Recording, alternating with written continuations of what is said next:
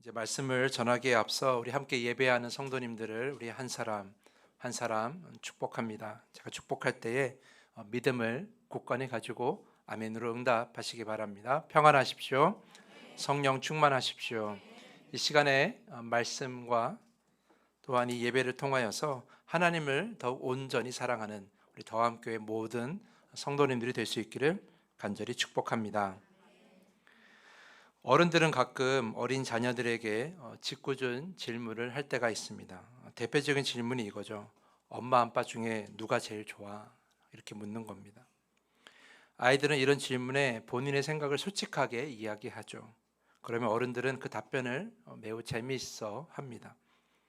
저도 그런 질문을 받아본 기억이 있고요. 또 저도 그런 질문을 해 본 적이 있습니다. 제 아들한테 해봤습니다. 지금보다 한참 어렸을 때 제 아들이 말을 좀 알아듣기 시작했을 때 제가 물었습니다. 아들아, 너는 아빠, 엄마 중에 누가 제일 좋니? 그런데 아들은 다른 아이들과 다르게 바로 대답을 하지 않더라고요. 잠시 생각한 다음에 이렇게 답했습니다. 둘 다 좋아. 조금 더 시간이 지나서 다시 물어봤습니다. 며칠이 지나고 이번에는 좀 솔직하게 대답하겠지라고 생각하고 또 물었습니다. 근데 아들은 또 이번에도 잠시 생각을 하는 거예요. 그러더니 이렇게 대답하는 거예요. 잘 모르겠어 라고. 아이가 이렇게 대답한 이유는 정말 사랑하는지 아닌지 몰라서가 아니겠죠. 그게 아니라 둘 다 사랑하니까. 둘 다 사랑하니까 둘 중에 하나를 선택하라는 그 어른들의 질문에 나는 둘 다 좋아할 수 있다라는 것을 분명하게 생각을 보여준 것이라고 생각을 합니다. 저는 그렇게 믿고 싶습니다. 아빠 눈치를 본 것이 아님을 그렇게 믿고 싶습니다. 어쨌든 부모 두 사람 중 누가 더 좋냐는 질문은 사실 그 질문 자체가 잘못되었습니다. 왜냐하면 엄마 아빠를 모두 한 마음으로 한 사랑으로 사랑할 수 있는데 그것을 인정하지 않는 질문이고 다른 한쪽만을 강요하는 질문이기 때문에 질문 자체가 잘못된 것이죠. 사실 사람에게는 무엇인가를 좋아할 수 있는 자유가 있어요. 한 가지가 아니라 여러 가지를 좋아할 수 있는 자유가 있습니다. 외모와 마음이 다른 여러 사람들을 만나고 좋아하는 것도 우리의 선택이고요. 우리가 할 수 있는 것들이에요. 그리고 재료와 과정이 다른 그 여러 가지 음식을 좋아하는 것 또한 우리가 할 수 있는 일입니다. 또 환경과 또한 거리가 차이가 있는 그런 여행지를 우리가 마음껏 좋아하고 다닐 수 있는 것도 우리가 할 수 있는 것 중에 하나입니다. 우리는 한 가지가 아니라 여러 가지를 좋아하고 그것들을 내 삶의 일부로 만들 수가 있습니다. 하지만 우리가 믿음을 가진 우리가 한 가지 생각해야 할 것이 있습니다. 우리가 여러 가지를 좋아하고 또 많은 것들을 즐길 수는 있어도 그 모든 것들보다 더 가치 있고 더 소중하게 여겨야 할 것이 우리에게 있다는 겁니다. 그것이 무엇일까? 바로 우리가 가지고 있는 믿음입니다. 그리고 그 믿음을 주신 하나님이십니다. 하나님을 그 무엇보다 가장 가치 있게 여기고 가장 사랑하고 가장 좋아해야 합니다. 오늘 읽은 본문을 보겠습니다. 오늘 말씀 보면 19절 말씀을 보겠습니다. 너희를 위하여 보물을 땅에 쌓아두지 말라 이렇게 시작합니다. 그리고 20절 말씀을 보면 오직 너희를 위하여 보물을 하늘에 쌓아두라 라고 이렇게 비교해서 말씀하시죠. 이 19절 처음 부분과 20절 처음 부분을 비교해 보면 같은 점과 다른 점이 있습니다. 같은 점은 무엇입니까? 그것은 우리를 위하여, 저와 여러분을 위하여 보물을 쌓아두라는 것은 같아요. 그러니까 그것은 크게 문제가 없다라는 거예요. 네, 다른 점은 무엇입니까? 그것을 어디에 쌓아두느냐는 다르다라는 거예요. 예수님께서는 땅에 쌓아두지 말고 하늘에 쌓아두라라고 말씀을 하십니다. 왜 그럴까? 왜 하늘에 쌓아두라고 했을까? 그 답은 21절에 나와요. 21절 말씀 보면 내 보물이 있는 그곳에는 내 마음도 있느니라 라고 말해요. 그러니까 소중하게 생각하는 것, 나를 위해 쌓아둔 것이 어디 있느냐에 따라 내 마음이 그것을 향한다라는 거예요. 소중하게 생각하는 것을 우리는 계속 눈여겨볼 수밖에 없기 때문에 여러분이 소중하게 생각하는 것들을 어디에 쌓으라는 거예요? 하늘에 쌓으라는 거죠. 그래서 저는 이 이야기가, 이 가르침이, 오늘 읽은 본문이 그저 재물을 어떻게 사용해야 되는가에 대한 이야기가 아니라고 생각해요. 이것은 다른 관점의 이야기를 하는 거죠. 어디를 바라볼 것인가, 어디에 마음을 둘 것인가, 이 이야기를 하고 있다라는 거죠. 어디를 바라볼 것인가 라는 질문은 어디를, 무엇을 더 귀하게 여길 것인가 라는 질문으로 나아가게 되고요. 또 무엇을 귀하게 여길 수 있는가라는 질문은 무엇을 더 사랑할 수 있을 것인가에 대한 질문으로 나아갈 수가 있는 거예요. 그러니까 오늘 본문은 우리가 무엇을 더 사랑할 것인가에 관한 질문으로 받아들여야 된다라는 거죠.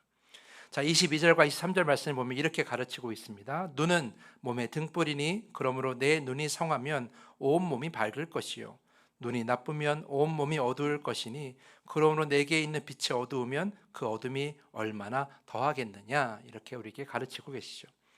눈에 관해서 이야기를 하고 계시는데 이 눈은 앞에 말씀을 생각해 보면 그저 우리의 가지고 있는 육체적인 눈, 그리고 단순한 그런 시력을 의미하는 것이 아님을 우리는 알 수 있어요.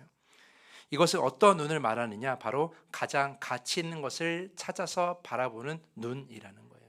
내가 소중하게 여기는 것, 내가 가장 사랑하는 것을 바라보는 그 눈을 의미하는 거죠. 근데 그것이 바라볼 때 그 눈이 가장 가치 있는 것, 내 인생에서 가장 소중한 것을 바라보면 그 온전한 눈이고 성한 눈이라고 할 수 있는 거예요. 그런데 가장 가치 있는 것을 분별하지 못하고 바라보면 그것은 나쁜 눈이고 온전하지 못한 눈이라는 거죠. 그러니까 우리의 믿음과 삶 안에서 가장 가치 있는 것을 온전하게 바라보는 그러한 인생이, 그 시선이 우리의 뭐가 돼요? 빛이 되는 거예요. 그래서 그 빛이 우리를 비춘다라는 거죠. 그 말씀을 오늘 눈은 몸의 등불이니라고 하시면서 우리에게 가르쳐 주고 계시는 것입니다. 그러므로 24절에서 확실하게 이 의미를 전달합니다. 24절 말씀 보면 한 사람이 두 주인을 섬기지 못할 것이니 혹 이를 미워하고 저를 사랑하거나 혹 이를 중히 여기고 저를 경히 여김이라 너희가 하나님과 재물을 겸하여 섬기지 못하느니라. 섬기지 못한다는 이 말씀은 이렇게도 바꿀 수 있어요. 너희가 하나님과 재물을 겸하여 사랑하지 못하느니라. 여기서는 재물만을 이야기하지만 사실 이것은 재물만을 의미하는 것이 아니라 여기다 무엇이든지 다 갖다 넣을 수가 있어요. 우리가 세상에서 사랑하는 것, 우리가 좋아하는 것, 귀하게 여기는 것들을 다 이곳에 넣고 우리는 이렇게 이해할 수 있는 거죠. 하나님과 그것들을 동시에 사랑할 수가 없다라는 거죠. 그리고 결국 예수님께서는 오늘 눈에 관한 이야기를 하시면서 우리에게 말씀하시는 거예요. 너희는 너가 좋아하는 것들을 다 바라보고 살지 말라는 거예요. 그러지 말고 가장 귀하고 가치 있는 것 한 가지를 바라보며 사랑하며 살라라는 거죠. 그것이 무엇이냐? 바로 우리의 하나님. 하나님을 더 깊이 사랑하고 더 가치 있게 여기고 더 온전히 바라보라라는 말씀을 하고 계시는 거예요. 그래서 오늘의 이 가르침은 그저 재물을 멀리하거나 혹은 재물을 우리 안에서 쌓아두지 말, 이런 이야기가 아니라 무엇을 바라보고 무엇을 가치 있게 여기고 무엇을 사랑해야 되는가에 대해서 가르쳐주는 말씀이라는 거예요. 그것이 무엇이 돼야 돼요? 바로 우리의 하나님이셔야 된다. 우리에게, 여러분에게 믿음을 주신 하나님, 그 하나님을 바라보고 가장 가치 있게 여기고 그 하나님을 온전히 사랑해야 된다. 그 말씀을 우리에게 가르쳐주고 계시는 거예요. 여러분, 우리가 사랑하면 사랑하는 것을 바라보게 되어 있습니다. 사랑하는 것에 우리의 마음이 가고 우리의 시선이 가게 되어 있어요. 근데 문제는 이렇습니다. 우리가 그 사랑하는 대상이 우리의 믿음과 삶 안에서 너무나 많다라는 거예요. 누구에게나 그런 좋아하는 것들, 사랑하는 것들이 너무나 많이 있다는 거죠. 돈과 재물을 사랑하고 모으는 것을 사랑하고요. 맛있는 것을 먹는 것도 사랑하는 사람도 있고요. 좋은 곳을 여행하는 것을 또 사랑하는 사람도 있어요. 사람들을 만나 수다를 떠는 것도 사랑하는 사람도 있고요. 건강을 위해 운동하는 것을 또 매우 사랑하는 사람도 있어요. 재미있는 TV 콘텐츠를 보는 것을 또 사랑하는 사람도 있고요. 값비싼 물품으로 내 자신을 돋보이게 하는 것을 사랑하는 사람도 있어요. 이런 많은 것들을 사랑하며 살고 있다라는 거죠. 하지만 예수님은 분명하게 말씀하십니다. 두 주인을 섬길 수가 없다. 두 가지를 한꺼번에 사랑할 수가 없다라는 거예요. 근데 여러분, 이 말씀을 오해하지 마셔야 되는 게, 그렇다고 해서 우리가 좋아하는 것들을 다 내려놓으라는 것이 아니에요. 이 말씀이 주는 것은 무엇입니까? 그것은 하나님을 더 가장 귀하게, 가치 있게 여기고 그 하나님에 대한 사랑을 더 깊이 더 가지라라는 이야기예요. 다른 것과 똑같이 사랑하지 말라라는 거죠. 내가 먹는 것과 입는 것과 또는 즐기는 것을 사랑하는 것처럼 하나님을 사랑해서는 안 된다라는 거죠. 그 말씀을 하고 계시는 거죠.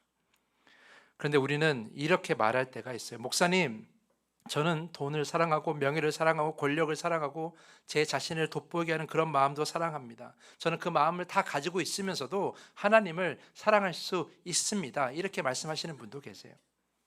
하나님을 믿고 사랑하고 섬기면서도, 내가 믿음을 가지고 있으면서도 그런 것들을 똑같이 사랑할 수 있다라고 이렇게 말씀하시는 분도 계실 거예요. 그래서 하나님을 독점적으로, 하나님을 더 깊이 사랑하는 그 말씀을 이해할 수 없다라고 생각하시는 분도 계실지 몰라요. 하지만 여러분, 이러한 생각에 우리가 놓치고 있는 부분이 있어요. 그것은 무엇이냐 하면, 우리가 사랑하는 돈과 명예와 권력과 자기 사랑과 인간관계, 이 모든 것들이 하나님과 같냐라는 거예요. 다시 한번 질문합니다. 하나님을 그런 것들과 비교할 수 있느냐라는 거죠. 제 아들에게 질문했던 것처럼 엄마 아빠를 중에 누구를 사랑하냐는 질문은 잘못된 거예요. 왜냐하면 엄마 아빠는 누구나 다 한꺼번에 사랑할 수 있으니까요. 그것이 왜 가능합니까? 자녀에게 엄마 아빠는 같은 거리예요. 촌수로도 어때요? 1촌이 같은 거리에 있는 거예요. 그런데 여러분, 같은 거리에 있으면 같은 사랑을 할 수 있지만 비교할 수 없는 거리에 있는 그런 대상은 같이 사랑할 수가 없는 거예요. 그거는 비교할 수 있는 대상이 아니기 때문이죠. 정말 쉽게 예를 들어보겠습니다. 여러분, 요즘 많은 사람들이 보는 드라마가 있어요. 폭삭 속았수다라고 드라마, 한 번씩 보셨죠? 많이들 보셨을 텐데, 거기에 남자 주인공 이름이 뭐예요? 1부 땐 나오던데 2부 땐 안 나. 양관식이라고 합니다. 그 양관식을 연기한, 젊은 양관식을 연기한 배우가 누구예요? 박보검입니다. 여러분, 제가 이렇게 질문한다고 해보세요. 여러분, 저와 박보검 중에 누가 잘생겼습니까? 이렇게 물어본다면 여러분 어떻게 대답하시겠어요? 아니, 그렇게 대답하시면 아니야. 큰일 납니다. 네. 큰일 납니다. 네.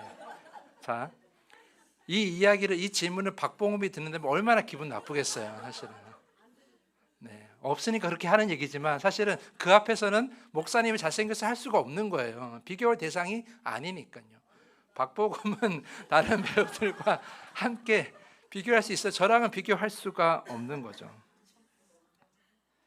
자, 어쨌든 제가 드리고 싶은 말씀은 이거예요. 제가 드리고 싶은 말씀은, 같은 레벨은 비교할 수 있어도 레벨이 다른 거는 비교할 수가 없다라는 거죠.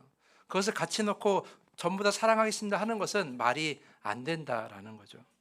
하나님은 그 무엇과도 비교할 수 없는 절대적인 존재이시고 절대적인 구원자이시기 때문에 그런 세상 것들과 함께 비교하면서 같이 사랑하겠습니다라고 얘기할 수가 없다라는 거죠. 이사야 40장 12절에서 18절 말씀, 좀 길지만 제가 세 번역으로 읽어드리겠습니다. 이사야 40장 12절에서 18절 말씀. 누가 바닷물을 손바닥으로 떠서 헤아려 보았으며 뼘으로 하늘을 재어 보았느냐? 누가 온 땅의 티끌을 되로 대어 보고 산들을 어깨 저울로 달아보고 언덕들을 손저울로 달아보았느냐? 누가 주님의 영을 헤아릴 수 있겠으며 주님의 조언자가 되어 그를 가르칠 수 있겠느냐? 그가 누구와 의논하시는가? 누가 그를 깨우쳐 드리며 공평의 도리를 가르쳐 드리는가? 누가 그에게 지식을 가르쳐 드리며 슬기로운 처세술을 가르쳐 드리는가? 그에게는 문 나라가 고작해야 두루박에서 떨어지는 한 방울 물이나 저울 위의 티끌과 같을 뿐이다. 섬들도 먼지를 들어 올리듯 가볍게 들어 올리신다. 레바논의 살림이 제단의 장작으로 충분하지 않고 그곳의 짐승들도 번제물로 드리기에 충분하지 않다. 그 앞에서는 모든 민족이 아무것도 아니며 그에게는 사람이란 전혀 없는 것이나 다름이 없다. 그렇다면 너희가 하나님을 누구와 같아 하겠으며 어떤 형상에 비기겠느냐? 여러분, 이 이사야의 말씀이 주는 메시지가 무엇입니까? 하나님을 누구와 비교하겠냐라는 거예요. 하나님과 같은 선상에 놓을 수 있는 것이 무엇이냐라는 거죠. 하나님과 재물을 비교하겠습니까? 하나님과 사람의 권력과 비교하겠습니까? 하나님과 인간관계를 비교하겠습니까? 하나님을 나와 비교하겠습니까? 결코 그럴 수가 없다라는 거예요. 무엇과도 비교할 수 없는 하나님을 놓고 그런 하나님을 사랑한다고 하면서 나는 다른 것들과 동등하게 똑같이 비슷하게 사랑하겠다라고 하는 것 자체가 그건 말이 안 된다라는 거죠. 내가 하나님도 사랑하고 명예도 사랑하고 재물도 사랑하고 권력도 사랑하고 인간관계도 사랑하고 그 모든 것들을 정말 최선을 다해 사랑하겠습니다라고 말을 하는 것은 그 말 안에는 그런 세상 것들과 하나님을 같은 선상에 놓는 그런 고백이라는 거예요. 이거는 온전한 고백이 아닌, 하나님을 너무나 제대로 이해하지 못하는 고백이라는 거죠. 우리는 결코 하나님을 다른 무엇과 비교할 수 없고, 하나님을 사랑하는 만큼 다른 것을 똑같이 사랑하겠다, 혹은 반대로 세상 것을 사랑하는 것만큼 하나님도 열심히 사랑하겠다, 이렇게 고백할 수가 없는 겁니다. 왜냐하면 하나님은 이 세상 그 무엇과도 비교할 수 없는 완전한 존재이시고 완전한 구원자이시고 우리를 창조하시고 우리를 인도하시는 분이시기 때문이죠. 그래서 하나님을 사랑한다는 고백 위에 다른 것들을 놓을 수가 없는 거예요. 오직 하나님만을 사랑해야 하고 오직 하나님만을 바라봐야 하며 오직 하나님만을 가장 귀하게 여겨야 되는 거예요. 내가 다른 것들을 좋아할 수 있을지라도 하나님을 사랑하는 건 다른 차원이어야 된다라는 거예요. 그 깊이가 달라야 되고요, 그 온전함이 달라야 되는 거예요. 근데 우리는 똑같이 사랑하려고 하는 거죠. 전 이것을 이렇게 표현하고 싶어요. 애매한 사랑이라고. 너무 애매한 거예요. 완전하지 않은 거예요. 다른 한쪽에 발을 담그고 또 다른 한쪽에 발을 담근 것처럼 하나님을 향한 내 마음을 표현하는 것이 아니라 이것저것을 내 마음에 품은 그런 애매한 사랑 같은 것. 여러분, 그 애매한 사랑을 가지고 있다면 지금 당장 버리셔야 돼요. 왜냐하면 그 애매한 사랑은 계속해서 우리 마음속에 머물려고 할 거고 끝까지 갈기 때문이에요. 우리를 결코 변화시키지 않아요. 그리고 나중에 주님 앞에 섰을 때, 우리가 주님 앞에 판단받을 때 애매한 인생이라고 판단받을 수밖에 없어요. 그래서 지금 그 애매한 사랑을 완전한 사랑으로 바꾸셔야 되는 거예요. 사사기 6장 25절 이하를 보면 하나님께서 사사 기드온을 부르시고 무엇을 명령하시냐면 아버지의 외양간에서 어린 수소 한 마리를 끌어오고 또 7배 된 수소 한 마리를 끌고 와서 내 아버지의 바알 제단을 허물고 그 곁에 있는 아세라상을 찍어버리라고 이렇게 얘기합니다. 우상을 다 태워버리라고 이야기해요. 그래서 기드온이 그것을 하긴 하는데 어떻게 하냐 하면 낮에 하지 않고 모두 다 잠든 밤에 해요. 근데 왜 그렇게 밤에 했느냐? 27절 말씀에 이렇게 기록되어 있어요. 그러나 그의 아버지 집안 사람들과 성읍 사람들을 두려워하여, 이렇게 되어 있어요. 그가 왜 밤에 했을까? 사람을 의식한 거예요. 하나님께서 명령하셨는데, 하나님께서 말씀하셨는데 하나님의 그 말씀을 온전히 받아들이지 못하고 하나님을 그렇게 온전히 신뢰하지 못하고 사람도 바라봤던 거예요. 사람도 의식했던 거예요. 그래서 밤에 했던 거죠. 순종하긴 했지만 뭔가 애매한 거예요. 온전한 순종이 아닌 거죠. 기드온의 마음에 하나님으로 가득 차 있지 않은 거예요. 세상 것들로도 채워져 있는, 양쪽에 발을 담근 것처럼 뭔가 애매한 거죠. 그는 애매한 믿음, 애매한 사랑, 애매한 순종을 가지고 있었어요. 그런데 여러분, 사사기 8장, 그러니까 기드온의 마지막 모습을 보면 이 애매한 모습이 또 이어지고 있다는 거예요. 사사기 8장을 보면 이제 기드온이 미디안 사람들을 다 물리치고 이스라엘을 구했을 때 이스라엘 사람들이 요구합니다. 장군께서 우리의 왕이 되셔서 우리를 다스려 주십시오, 이렇게 얘기를 해요. 근데 그때 기드온이 이렇게 고백하죠. 나는 여러분을 다스리지 않을 것입니다. 오직 주님께서 여러분을 다스리실 것입니다. 되게 멋진 고백이죠. 멋진 고백이에요. 근데 이런 멋진 고백을 하고 나서 이어서 이런 말을 하는 거예요. 그런데 여러분, 한 가지 청이 있습니다. 여러분이 얻은 전리품 가운데 귀고리 하나씩을 저에게 주십시오. 이 기도원이 이걸로 뭘 하는 줄 아십니까? 그 모은 귀고리, 금 귀고리들을 다 모아가지고 자신의 에봇을 만들어요. 아주 특별한 사람, 제사장만이 입을 수 있는 에봇을 만들어요. 그리고 그것을 걸어놓습니다.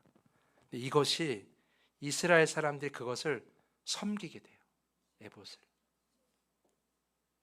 그리고 사사기 8장 27절 말씀 보면 이 에봇이 그의 기드온과 그 집안의 올가미가 되었다라고 기록하고 있어요. 여러분 잘 보십시오. 기드온이 멋지게 고백했잖아요. 오직 하나님만이 여러분을 다스리실 것입니다. 이렇게 고백하면서 멋진 믿음이 있는 것처럼 보였는데 사실은 자기 자신도 높이고 있었던 거예요. 그래서 자기를 위해서 에봇을 만들고 섬기게 한 거죠. 그러니까 기드온은 처음부터 애매한 믿음을 가지고 있었고 끝까지 애매한 믿음으로 끝났어요.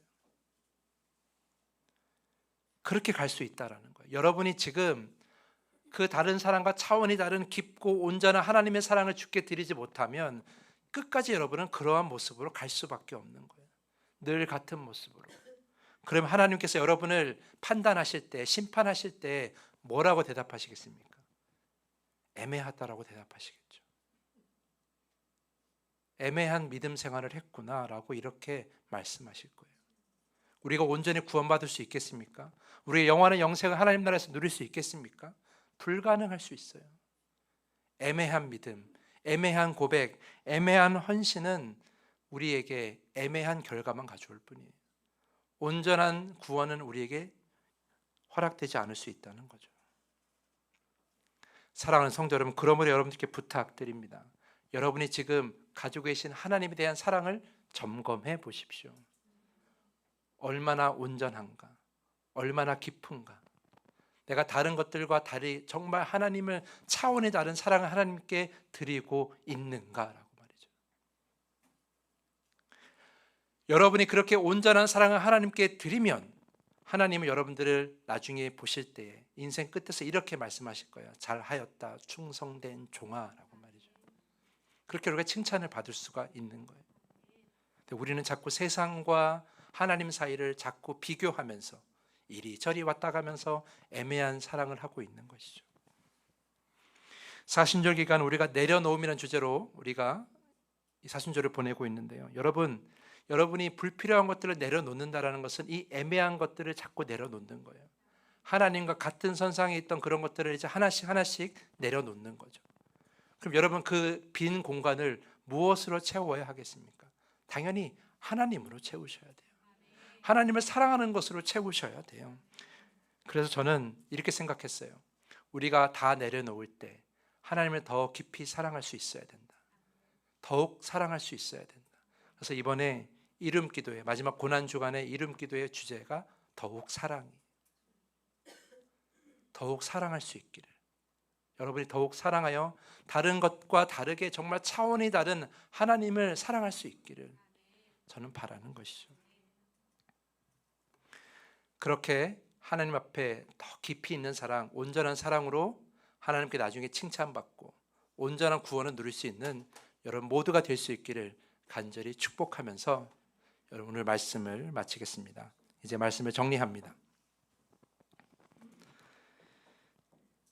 우리 더함교회가 지금 2025년도 예배를 드리면서 마지막 폐회 찬양으로 손잡고 함께 가세를 찬양하고 있습니다. 이 손잡고 함께 가세를 다 일어나서 함께 찬양하는데 찬양할 때마다 제 마음이 사실 좀 불편합니다. 왜 불편하냐 하면 여러분들이 불편한 걸 제가 느끼기 때문이에요. 왜 불편해할까요? 찬양을 왜 이렇게 불편해할까 생각해 보니까 박자가 애매하더라고요. 이게 빠른 찬양도 아니고 느린 찬양도 아닌데 박수를 쳐야 할지 아니면 거룩하게 서서 불러야 할지 뭔가 애매한 거예요. 누가 이렇게 박수를 치려고 하는데 아무도 안 따라하니까 다시 손 내리고 그게 보이니까 제가 불편한 거예요. 제가 깨달았죠. 우리 성도님들은 아직까지는 그런 애매한 박자의 찬양은 어렵구나. 빠르면 아예 빠르든지 아니면 느리면 느리든지 해야 되겠구나. 그래서 제가 결정했어요. 폐회 찬양 바꾸기로.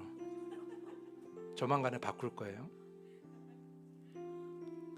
그런데 여러분, 그렇게 애매한 거 싫어하시면서 왜 하나님에 대한 사랑은 애매하게 가지고 가십니까? 그렇게 애매한 거 싫어하시면서 왜 하나님은 온전하게 더 깊이 내 마음을 다해서 사랑할 수 못하십니까? 하나님 오늘 말씀하십니다. 두 주인을 섬길 수가 없다라고 말이죠. 하나님은 차원이 다른 그런 사랑을 우리에게 요구하시는 거예요. 다른 것과 함께 사랑하는 그런 사랑이 아니라 정말 하나님을 귀하게 여기는, 세상 그 무엇보다, 아니 나보다도 더 하나님을 더 귀하게 여기는 그런 마음으로 하나님을 사랑하길 원하십니다. 하나님은 그런 사랑을 받으실 수 있습니다. 왜냐하면 우리에게 이 십자가의 사랑으로 가장 큰 사랑을 보여주셨기 때문에 충분히 그런 사랑을 받으실 수 있습니다. 그렇게 하나님을 온전히 사랑하는, 애매한 사랑을 버리고 더 깊이 있게 하나님을 사랑하는 여러분 모두가 되길 간절히 축복합니다. 이 시간에 우리 함께 기도했으면 좋겠습니다. 하나님, 이 애매한 사랑을 다 내려놓게 하여